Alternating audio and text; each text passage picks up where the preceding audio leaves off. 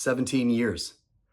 That's how long it took me to find my way back to the love of my life. Hi, everybody, I'm Lee, and welcome to my channel. What I'm about to share with you took me nearly 2 decades to learn. So let me tell you a little story, and I'll share with you what I learned along the way. Sofie and I met back in the summer of 2003 at a friend's house in New Hampshire by complete coincidence.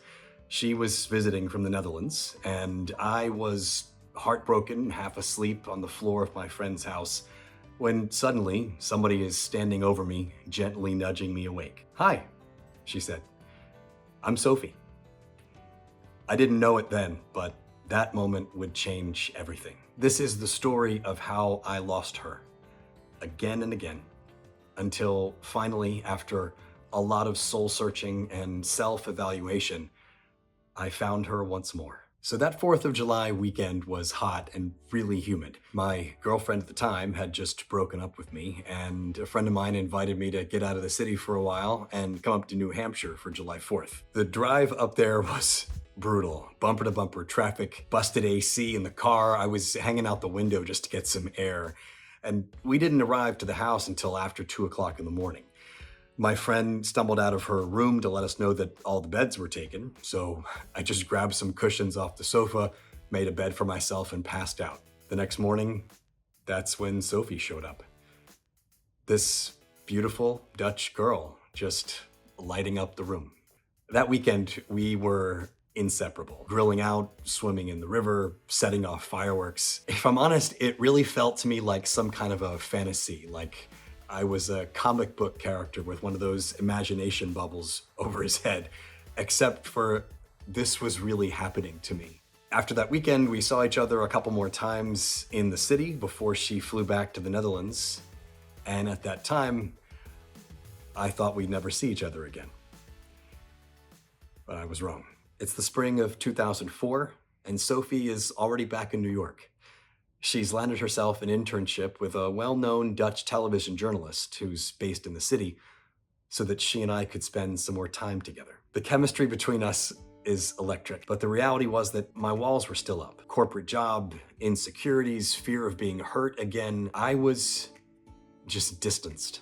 And that brings me to the first lesson that I took from all this, which is that we need to lean into vulnerability and not treat it as weakness. To the extent that we can share our fears and insecurities with our partners or somebody that we trust, that leads to maturity and growth.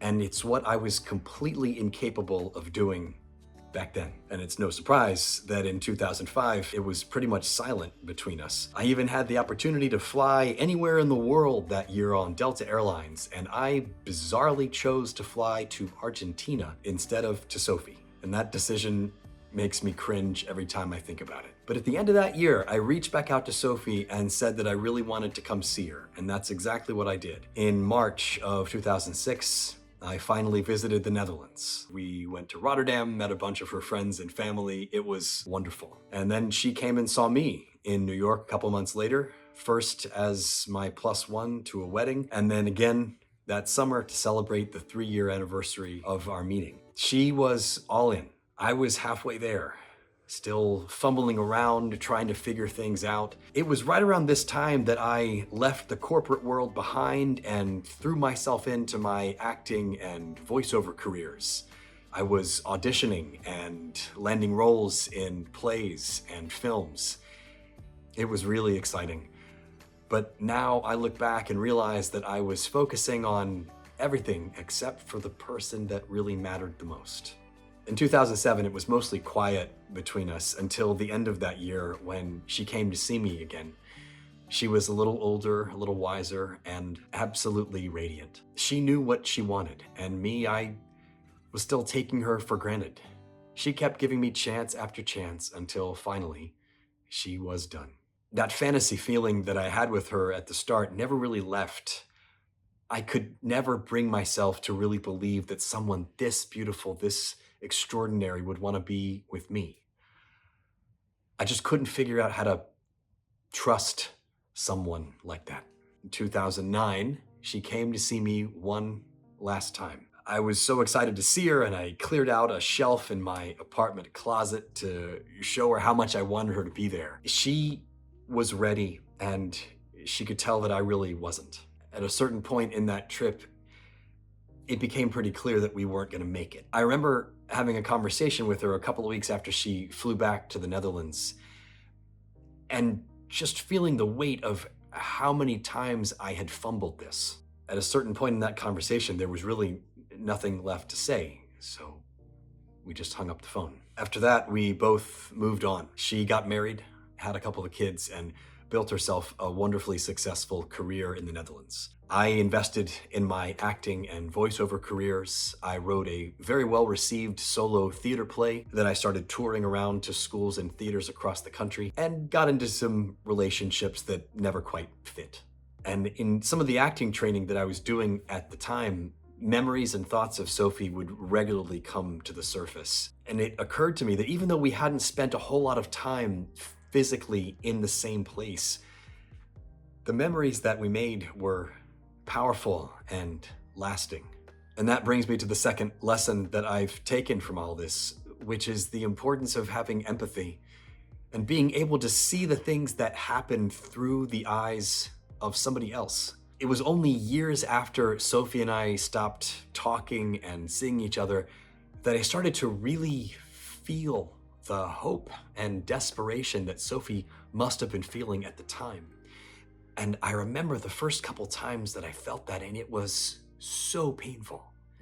So much so that I had to just set it aside for a little while before coming back to it because I was so overwhelmed by the pain. Fast forward to late February of 2019. A friend and I are having dinner at the Ichiran Ramen House in Brooklyn and having a deep, long conversation about lost love and regret and our relationship goals for the year. A couple of nights later, I bolt up out of bed at 3 o'clock in the morning, and all I can think of is Sofie. I couldn't get back to sleep, so I just got out of bed, grabbed the laptop, and started writing. Eventually, it turned into an email that I just saved and went back to sleep. But it stayed with me enough that a couple of days after that, I just pressed send with no assurance that she would even see the email, let alone open it and actually read it.